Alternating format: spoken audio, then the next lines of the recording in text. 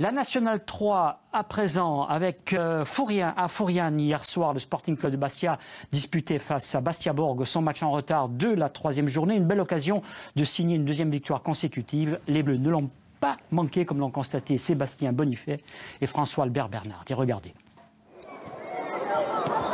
Approximation, erreur technique et rythme de sénateur. Les Bleus perdent beaucoup de ballons et les Rouges n'en profitent pas vraiment. Seules actions remarquables, cette frappe de Traoré bien servie par Benaïm au-dessus de la barre. Et cette autre frappe de loin de Dutard, repoussée par Martin. Jusqu'à ce but inespéré de la tête de Makamari sur un corner de Benaïm. À la mi-temps, malgré les apparences, pas vraiment de quoi se réjouir. Et du côté du FCCB mené au score, encore moins que du côté du Sporting. On rentre sur un terrain qu'on n'a pas envie de jouer dans un stade comme ça, avec des supporters comme ça. Je vois pas où c'est qu'on peut faire gagner un match, quoi. Donc, même avec pas de volonté, pas d'envie, ouais, c'est dur. Hein. Et la reprise ne va pas rassurer Patrick Valéry. Benaïm encore et toujours sermoncé dos au cage adverse. L'attaquant parvient à se défaire de son défenseur et marque son 2e but sous les couleurs bastiaises. Dans la foulée, Solaire tente de revenir au score, mais sa frappe est repoussée par Martin. Le Sporting gère son avance sans vraiment se montrer dangereux, jusqu'à ce 3e but de Derouard, à peine rentré sur le terrain. Sur un service de Benaïm, 3e passe décisive de la rencontre. Bien mais pas suffisant pour l'entraîneur du Sporting.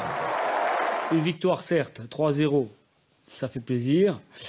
Mais la manière, je pense qu'il va falloir repasser pour la manière, à mon sens. Prochaine journée de championnat ce week-end, Bastia Borgo tentera de se rassurer contre Andoum et le Sporting de trouver la manière, enfin, contre Gémenos.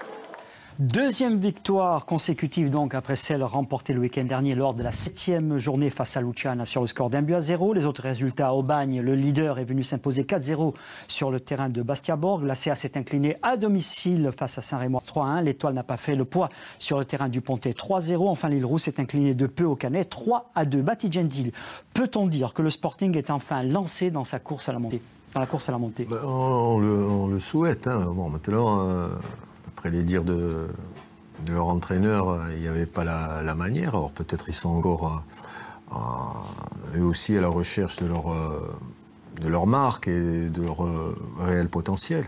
Mais bon, moi j'ai pas vu jouer cette équipe-là, donc ça m'est très difficile de porter un jugement.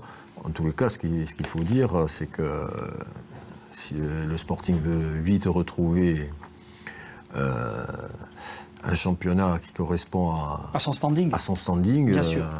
Il est bien sûr important de gagner les matchs et dès maintenant. Bien sûr, regardez le classement, c'est une belle opération en tous les cas réalisée par les Bleus.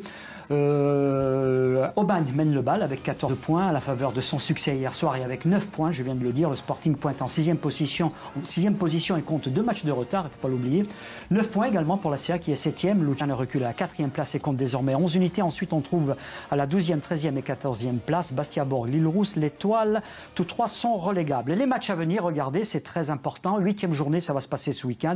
Un derby, un nouveau derby. Île Rousse, ACA. Ensuite le SCB accueille Gémenos, l'Étoile accueille le Canet, Bastia Borg se déplace à Andoum, le 3e, et Luciane se déplace à Saint-Rémoise, qui est le 2e du championnat. Gérard Olfilâtre, un petit mot sur le Sporting, bien parti pour pouvoir jouer les premiers rôles dans ce championnat, avec 2 matchs de retard en 10 secondes.